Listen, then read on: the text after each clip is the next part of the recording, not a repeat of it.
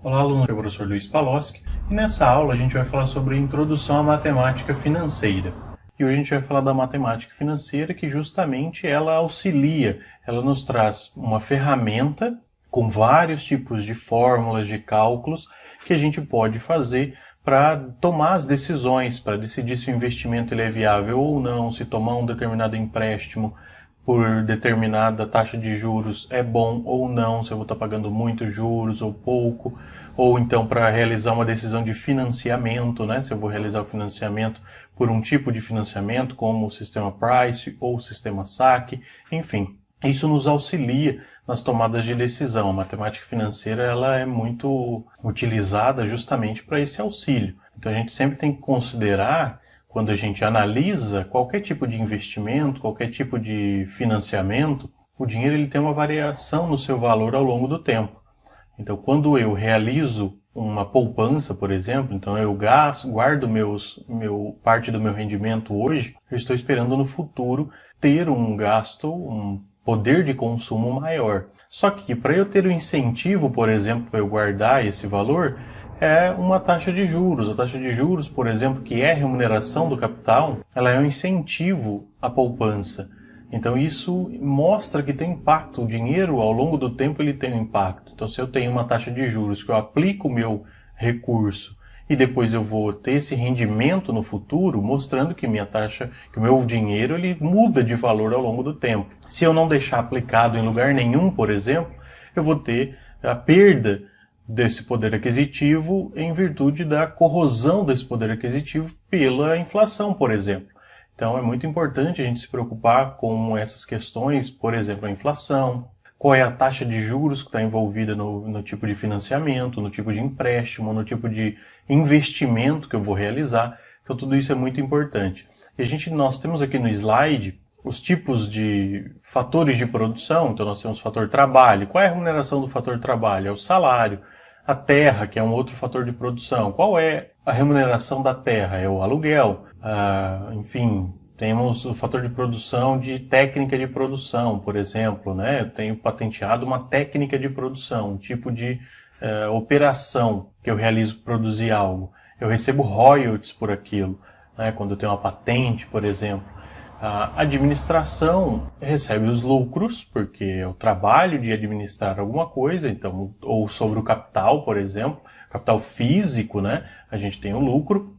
E sobre o capital financeiro a gente tem os juros. Então a remuneração do capital financeiro é os juros. Então se eu aplico, se eu empresto, se eu pego emprestado, sempre vai ter a taxa de juros. Ela é uma das variáveis fundamentais aí da nossa análise. Então sempre quando eu empresto, eu quero receber juros. Sempre quando eu pego emprestado, eu vou ter que remunerar esse capital, vou ter que pagar juros, por exemplo. E nós temos essas variáveis principais. Então nós temos os juros, que é a remuneração do capital, que a gente acabou de ver. E nós temos também a taxa de juros. Os juros em si, né, que é considerada a remuneração do capital, em geral a gente trabalha com juros em valores. Então se eu tenho, por exemplo, R$100 e eu tenho uma taxa de juros de 20%, quer dizer que eu tenho R$20 de juros. Então o montante ali de juros é R$20, só que a taxa de juros é 0,2 ou 20%. Né? Então é muito importante a gente conhecer ali a taxa de juros, que é justamente esse coeficiente percentual ou unitário.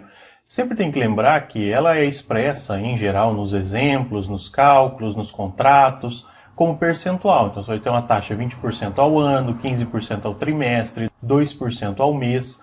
Só que para cálculo, quando a gente vai aplicar isso em alguma fórmula matemática, dentro da matemática financeira, a gente sempre tem que lembrar que nós temos que calcular como 0,2, por exemplo, a 20%, eu tenho que dividir por 100. Então, qualquer taxa eu vou ter que dividir por 100. Se for 20%, vai ser 20% dividido por 100, vai dar 0,2. 15%, 0,15. 2%, 0,02. Então, sempre lembrando que, quando estiver em percentual, eu tenho que dividir por 100 para eu conseguir colocar na fórmula e calcular da forma correta. Nós também temos o capital, ou valor presente, né? Pode ser PV ou C, em geral a gente utiliza PV, que é o valor presente, ou present value, que representa a saída ou entrada de capital inicial. Então, quando eu realizo um investimento, eu apliquei aquele recurso, eu apliquei R$1.000 na poupança. Então, esse valor é o meu valor presente, é quanto eu apliquei. bem? Ou então eu peguei emprestado um determinado valor, esse é o valor que é um valor presente. E o valor futuro é sempre o valor presente mais os juros. Então se eu realizo, por exemplo, um investimento de R$100 e depois de um ano eu tenho um retorno de 20%, no final eu vou tirar um valor futuro de R$120, porque o meu valor presente era 100, que eu apliquei, recebi R$20, que são 20% de juros, e tive então um valor futuro de R$120, por exemplo. Então o valor futuro é sempre o valor presente mais os juros. O tempo, representado por T ou N, e daí nós temos aqui uma representação de fluxo de caixa. O fluxo de caixa, ele visualmente é representado dessa forma, com tanto entradas, as setinhas para cima são entradas, as setinhas para baixo são saídas ao longo do tempo. Então eu posso representar, se eu realizei um investimento, eu vou ter uma saída aqui, porque eu estou tirando do meu poder e estou colocando nesse investimento, e lá no futuro, por exemplo, eu vou ter uma entrada. Então nós temos aqui a representação do fluxo de caixa que demonstra isso. Além disso, nós temos os regimes de capitalização. O regime de capitalização, nós temos, por exemplo, o regime de capitalização simples, e esse regime de capitalização simples, ele apresenta crescimento linear. Tá? E nós utilizamos essa fórmula. Sempre o regime de capitalização simples, como o nome sugere, ele realmente é bastante simples, justamente pelo crescimento linear. Ou seja, eu não tenho juros sobre juros. O valor dos juros é sempre aplicado ao mesmo montante. Depois a gente vai ver um exemplo sobre isso. Então o meu valor futuro, que a gente já viu, é igual ao valor presente mais os juros, né? A gente acabou de ver no slide anterior.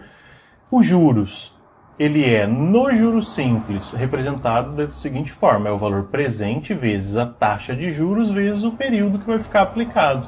Tá bem? E daí, eu substituindo esses juros aqui, que é PV vezes I vezes N, no lugar desse J, né? Então aqui J é igual a isso. Então eu vou pegar tudo isso e vou jogar aqui no lugar do meu J. Eu vou ter essa fórmula que, simplificando, vai ficar desse modo aqui. Então nós temos que, no regime de capitalização simples, o meu valor futuro é igual ao valor presente que multiplica tudo isso daqui que está entre parênteses. Então é o PV que multiplica 1 mais a taxa de juros vezes o período. Tá bem? Então a gente consegue calcular aqui, pelo regime de capitalização simples, por essa fórmula do valor futuro, qualquer tipo de valor que a gente precisar. Então, se eu apliquei um determinado recurso a uma determinada taxa de juros simples por um determinado período, é só eu substituir as informações que eu vou obter lá o meu resultado final, o valor futuro, por exemplo, né? Se eu fiz uma aplicação ou se eu peguei um empréstimo, eu vou ver quanto que eu vou precisar pagar ou quanto eu vou receber no final de tudo isso. Tá bem? Então, no regime de capitalização simples, ele tem crescimento linear, né? O valor futuro ele sempre tem crescimento linear. Depois a gente vai ver melhor o porquê disso. E outra coisa do juros simples é que a equivalência da taxa de juros, ela não tem grandes problemas, né? Então, se eu tenho uma taxa, por exemplo, ao ano e eu quero achar ela ao mês, basta eu pegar a taxa ao ano, dividir por 12, eu vou achar ao mês. Da mesma forma, se eu tiver uma taxa ao mês e eu quiser achar a taxa ao ano, basta eu pegar essa taxa que está ao mês, multiplicar por 12 e eu vou achar a minha taxa ao ano. Muito importante a gente sempre lembrar também que a minha taxa de juros e o meu período tem que estar na mesma unidade de medida. Então, se eu estou trabalhando com taxas ao ano, eu preciso estar trabalhando com períodos em anos. Eu não posso misturar meses com anos. Então, sempre, se a taxa está ao mês, eu preciso trabalhar com o período em meses. Se a taxa está ao ano, eu preciso trabalhar com o período em anos. Nunca vou poder trabalhar com um em anos e o outro em meses. Bem? Então, sempre esses dois aqui tem que estar na mesma unidade de medida. Então, se eu estou trabalhando com... eu tenho lá a informação de que eu tenho uma taxa ao mês de tantos %, mas vai ficar aplicado isso por um ano. Poxa, se é um ano, eu sei que são 12 meses, né? Então, sempre eu tenho que transformar isso para eu achar e colocar elas na mesma unidade de medida. Tá bem? Já o regime de capitalização composto, ele tem uma diferença. Né? Então, no regime de capitalização composto, a nossa função aqui de valor futuro, ela é exponencial no tempo. Ó. Então a fórmula ela é diferente. Então antes no juros simples, a gente tem ali 1 mais I vezes N. Agora é 1 mais I elevado a N. Então, o meu valor futuro ele é igual ao valor presente que multiplica 1 mais a taxa de juros elevada ao período. Então, a gente tem uma função exponencial, porque o crescimento dos juros no regime de capitalização composto, ele é exponencial. Então, quer dizer que os juros que eu gerei no primeiro período vai ser utilizado para ser o valor presente para eu calcular os juros do segundo período. E assim por diante, eu vou somando os juros ao valor presente de cada período para eu calcular o próximo. Então, por isso que cresce exponencialmente, né? No regime de capitalização, então, o crescimento é exponencial, tá bem? E daí a equivalência da taxa de juros também é diferente.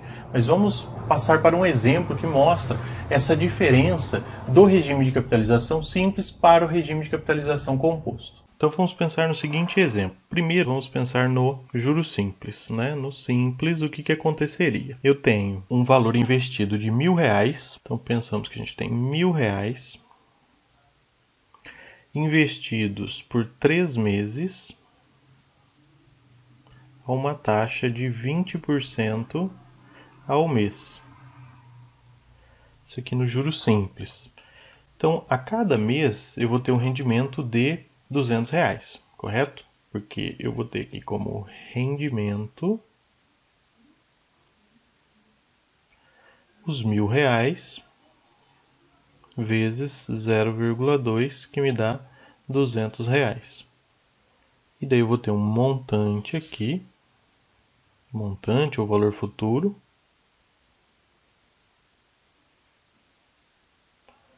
um valor futuro de 1.200, correto? Eu tinha 1.000, tive um rendimento de 200 e vai para 1.200 no primeiro período. No segundo período, eu tenho os mesmos 1.000 vezes 0,2, que é igual a 200, e isso vai ser incorporado ao montante. Então, eu tinha 1.200 do primeiro mês, isso passou para 1.400. No terceiro mês, a mesma coisa. 1.000 vezes 0,2 é igual a 200. 1.400 mais 200 do terceiro mês, meu rendimento vai para 1.600. Isso acontece no juros simples. Então, o juros simples tem essa característica aqui de o principal, ele é sempre o mesmo, sempre R$1.000. Então, cresce linearmente de 200 em R$200 nesse exemplo. Se nós tivéssemos um gráfico com o valor aqui do montante no tempo, pelos períodos aqui que eu tenho, o crescimento do meu juros simples seria linear, tá? Uma reta crescendo aqui sempre com a mesma inclinação, e a inclinação seria justamente essa velocidade de crescimento aqui, tá bem? Tomemos o mesmo exemplo nos juros compostos. Então, um investimento de R$1.000 por um período N de 3 meses e uma taxa aí de 20% ao mês. Dessa forma, se a gente fizesse do mesmo jeito lá que a gente acabou de calcular, eu teria rendimento, fazendo tabelinha aqui, rendimento e montante. E daí eu tenho 1.000 no primeiro mês, os 1.000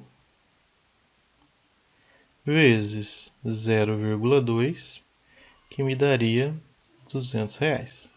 E daí eu teria um montante após o primeiro mês de R$1.200. No segundo mês, agora o meu principal aqui, ele não vai ser mais 1.000, ele vai ser 1.200. Ou seja, eu vou incorporar os juros no principal para calcular os juros do período seguinte. Então, 1.200 vezes 0,2, que vai dar 240. E agora o meu montante, 1.200 mais 240, vai para 1.440. E da mesma forma, no terceiro mês, eu vou utilizar esse montante como principal. Então, 1.440 vezes 0,2, que dá 288.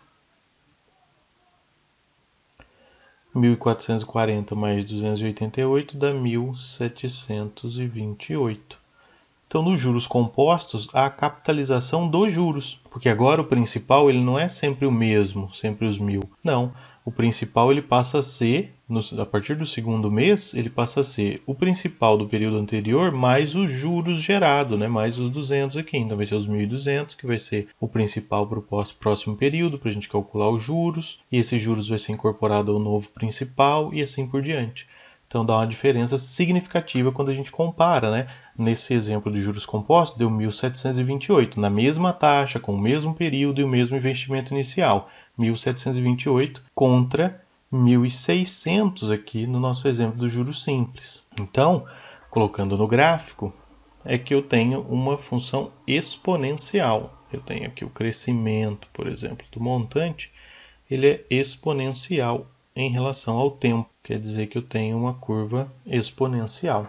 Ela cresce exponencialmente, muito mais rápido do que a linear, né? Então, à medida que aumenta os períodos, aumenta a distância entre esses valores, né? O crescimento linear ele continuaria linear, agora o exponencial não, ele está muito acima aqui do crescimento linear. O crescimento exponencial está bastante acima do crescimento linear. O montante cresce muito mais rapidamente nos juros compostos do que nos juros simples. Muito bem, então nós vimos que o regime de capitalização simples cresce linearmente, os juros, né, o montante ele vai crescendo linearmente, enquanto que o regime de capitalização composta ele cresce exponencialmente, ele cresce cada vez mais. Já em relação à equivalência da taxa de juros, no juros simples a gente viu que a equivalência na taxa de juros ela pode ser feita multiplicando e dividindo lá tanto a taxa de juros como o período sem problema nenhum. Então se eu quero uma taxa lá no juros simples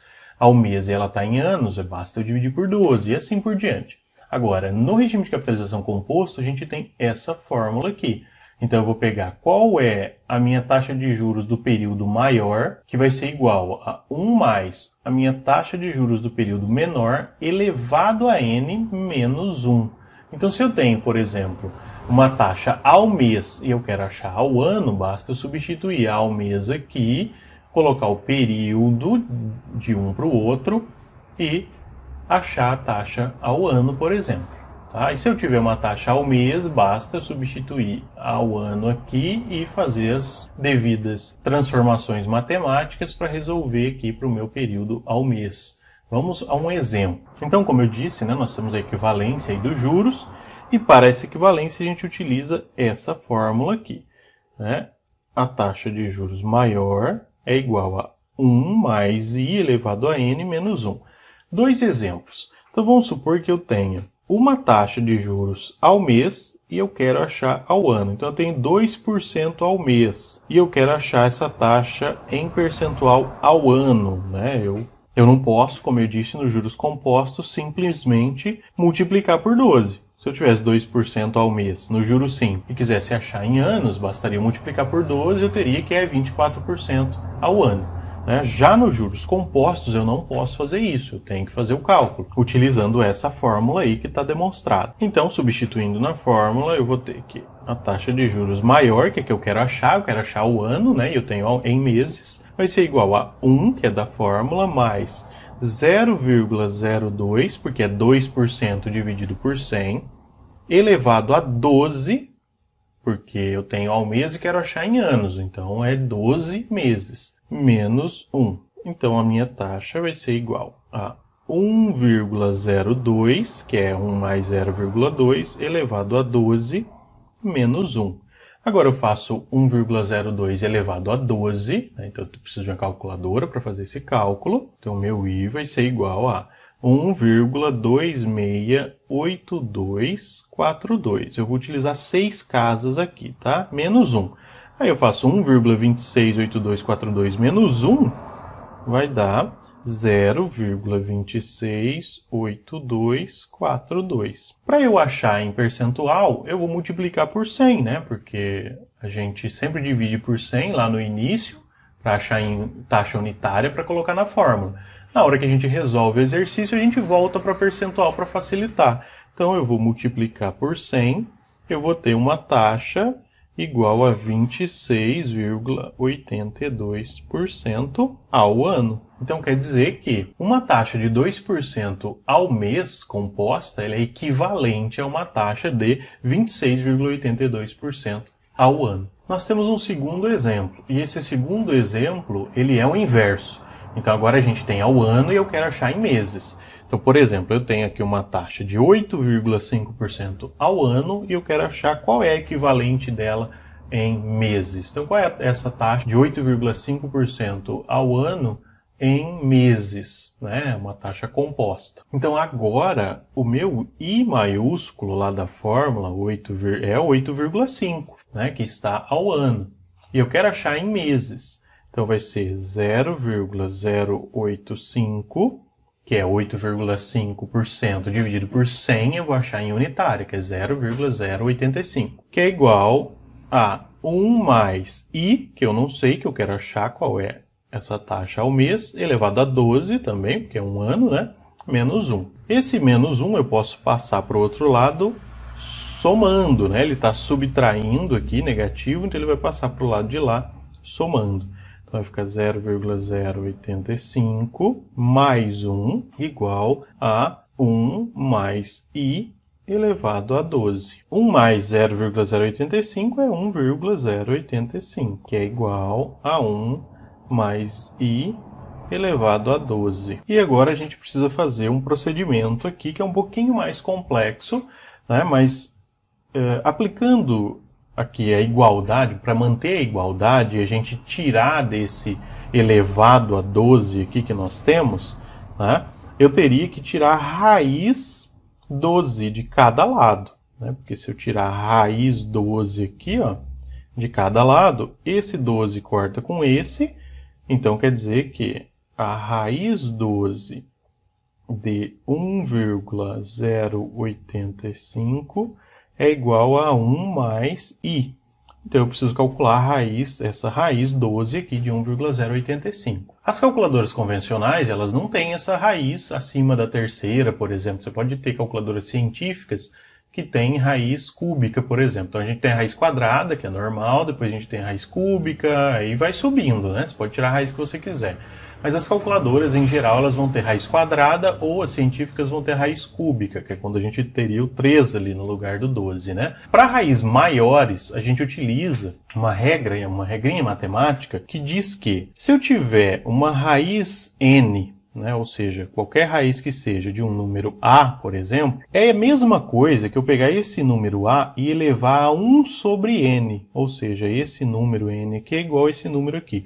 Então, se a gente tem a raiz 12, é a mesma coisa que eu pegar 1,085 e elevar a 1 sobre 12, tá? Que vai ser igual a 1 mais i. Então, eu tenho que fazer esse cálculo aqui, 1 dividido por 12 vai dar tanto. Anotar pelo menos 6 casas e pegar 1,085 e fazer elevado a esse valor, tá? Então vai precisar aí de uma calculadora financeira, uma calculadora científica ou até a calculadora do celular geralmente dá para você fazer o elevado, tá? Esse elevado a qualquer número nas calculadoras científicas ou nas calculadoras dos celulares, por exemplo, ela pode estar como x elevado a y, y elevado a x, ou um sinalzinho assim, né? Um sinalzinho de acento, por exemplo. Tá bem? Então, qualquer um desses você consegue elevar a determinado número. Vai pegar o número que está ali, 1,085, por exemplo, eleva, ou seja, aperta esse botãozinho e eleva ao outro valor, que pode ser, nesse caso, que é o que a gente precisa, 1 dividido por 12. Tá? Esses cálculos podem ser feitos todos aí nessas calculadoras. Enfim, então, continuando, 1,085 elevado a 1 sobre 12 é igual a 1,006821. Estou utilizando 6 casas, né? É igual a 1 mais i. Né? A gente só continuou aqui e eu resolvi ali o 1,085 elevado a 1 sobre 12. Agora eu vou pegar esse 1 que está somando, ele vai passar subtraindo, né? Então vai ficar 1,006821 menos 1, sobra 0,006821, que é igual a i. Ou seja, minha taxa é essa. Para eu achar em percentual, basta eu multiplicar por 100. Multiplicando por 100, eu tenho que a minha taxa é igual a 0,6821% ao mês. Então, eu saí de uma taxa de 8,5% ao ano e achei a sua equivalente como 0,6821% ao mês. Então, fiz das duas formas para mostrar que a gente consegue calcular tanto se eu tiver uma ao mês e quiser ao ano, ou se eu tiver ao ano e quiser ao mês. Continuando, nós temos então sistemas de amortização. O sistema de amortização francês, né, o Price, ele é bastante comum quando a gente vê financiamentos de automóveis, por exemplo, né, carros, motos, enfim, algumas máquinas, equipamentos.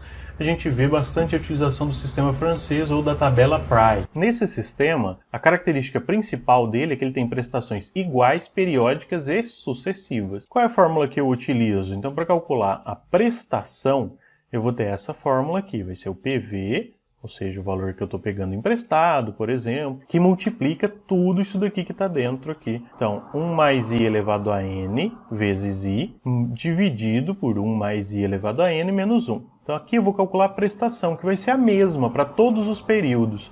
Então, se eu estiver fazendo um financiamento de 10 meses, eu calcular aqui minha prestação, essa vai ser a prestação, é a mesma para todos os períodos. O meu juros sempre é a taxa de juros vezes o saldo devedor do período anterior, esse T-1 indica que é o período anterior. Eu estou no período T. Qual é o período anterior? É o T-1. Então, se eu estou no período 2, qual é o período anterior ao 2? É o período 1. Se eu estou no período 1, qual é o anterior? É o período 0. E a amortização é sempre a prestação menos os juros. Porque quando a gente fala em sistema de amortização, sempre quando eu pago a parcela de alguma coisa que eu financiei, um pedaço dessa parcela é para eu amortizar a dívida e outra é juros, para eu remunerar o capital. Logo, a minha amortização é igual a parcela menos os juros. Porque se eu pegar esses juros aqui e jogar para cá, ele vai passar somando. Então, vai mostrar que a parcela é igual a amortização mais juros. Logo, a amortização é parcela menos juros. Exemplo. Então, nós temos aqui um exemplo de um empréstimo de R$200 mil pela tabela Price, em 4 prestações mensais postecipadas, quer dizer que a primeira vence em 30 dias, por exemplo, a juros efetivos de 10% ao mês. Então, se eu substituir na minha fórmula de prestação, nessa fórmula aqui de prestação, eu vou conseguir calcular. Basta eu pegar aqui os meus valores, então pegar os 200 mil, eu vou substituir aqui no lugar do meu valor presente. A minha taxa de juros, que é 10% ao mês, colocar aqui no lugar do i, né, 0,1, que é 10%, 10 dividido por 100 vai dar 0,1, elevado a 4 meses, que é o meu n. Então, substituo aqui, faço os cálculos, eu vou ter a minha parcela de R$ 63.094 com 16 centavos. Como a prestação é a mesma, então basta eu substituir aqui todas as prestações pelo mesmo valor. E no material extra está disponível para vocês o cálculo passo a passo dessa prestação. Tá bem? O meu saldo devedor eu sei que é 200 mil, a minha prestação eu calculei, que é 63.094 com 16 centavos. Eu calculo meus juros, que, como a gente acabou de ver na fórmula lá, os juros é a taxa de juros vezes o saldo devedor do período anterior. Então, no período 0, que é quando eu obtive o financiamento, não tem nada, óbvio, vou começar a pagar a partir da primeira parcela. Nessa primeira parcela de 63.094 com 16 centavos, uma parcela dela é amortização e a outra é juros. Para eu saber exatamente, então eu vou calcular qual é o juros. Então, meu juros é a taxa vezes o saldo devedor do período anterior. A minha taxa é 10%, quer dizer que vai ser 0,1 vezes, qual é o saldo devedor do período anterior? É 200 mil. Então, 10% ou 0,1 vezes 200 mil vai dar 20 mil. Para eu achar a amortização, é só eu fazer a parcela, que é 63.094,16, menos os juros, que é 20 mil. Ou seja, a amortização é 43 mil. Então, eu estou pagando 43 mil dos 200 que eu peguei emprestado e 20 mil eu estou remunerando o capital. É os juros que eu estou pagando. E isso continua. Agora eu sei que o meu saldo devedor no período 0 era 200 mil. Como eu já quitei 43.094,16 centavos, então 200 mil menos esses 43 vai sobrar 156.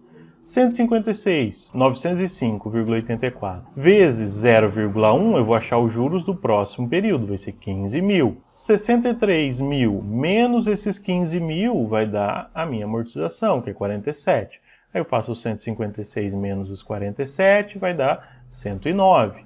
Estou arredondando aí para facilitar no entendimento aqui das operações. Então pego o 109, que é o meu saldo devedor, multiplico pela taxa de juros, vou achar os juros do período próximo. 63 menos os juros, vou achar a amortização. Aí eu amortizo dos 109, 52.000. Amortizei 52.000, vai sobrar 57.000. 57.000, calculo os juros sobre esse saldo devedor.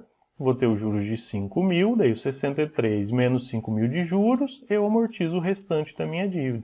Notem que na última parcela eu pago justamente tudo aquilo que eu estava devendo. Então o saldo devedor era de 57.000, na última parcela eu quito esses 57.000.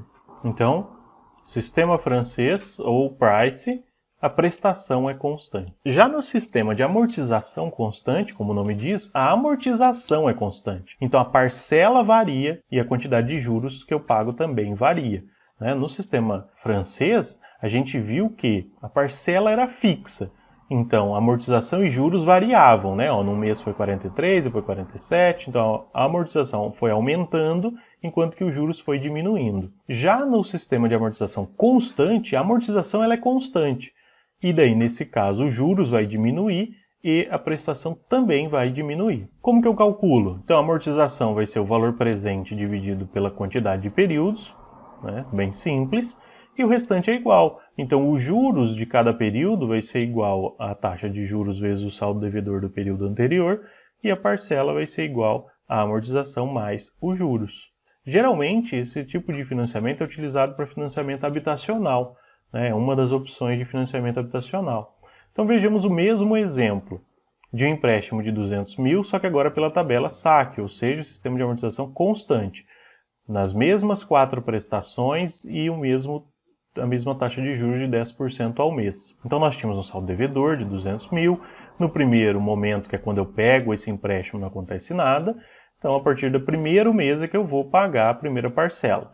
Então essa primeira parcela, a primeira coisa que eu faço é montar a amortização, pegar o saldo devedor aqui, ou seja, o meu valor presente e dividir pela quantidade, ou seja, 4. Então 200.000 dividido por 4 dá 50.000. Que é a minha amortização constante, então eu posso preencher todos os campos aqui com 50.000, que é a minha amortização. O meu juros, a gente já viu como é que calcula, é igual lá no sistema francês, que é a taxa de juros vezes o saldo devedor do período anterior. Então, o primeiro período é 20.000, que é 10% de 200.000, ou 0,1 vezes 200.000, vai dar 20.000. E daí, para eu achar a prestação, é só eu somar a amortização mais juros. Então, 50.000 mais 20.000 é igual a 70.000. Daí eu sei que eu vou amortizar os 50.000 dos 200, vai sobrar 150. 10% de 150.000, 15.000. 50.000 mais 15.000 de juros é igual a 65.000 da parcela. E assim por diante. Então, chega no último período, eu tenho o saldo devedor de 50.000, que está sendo quitado justamente na minha última parcela de 50.000. Meus juros agora é 5.000, porque é 10% aqui dos 50.000 que ficou do período 3. Então, a minha parcela é de 50 mais 5, que é 55.000. Tá bem? Então, com isso a gente finaliza aqui a parte introdutória de matemática financeira. Espero que tenham compreendido. Bons estudos a todos. Me mantenho à disposição e até a próxima.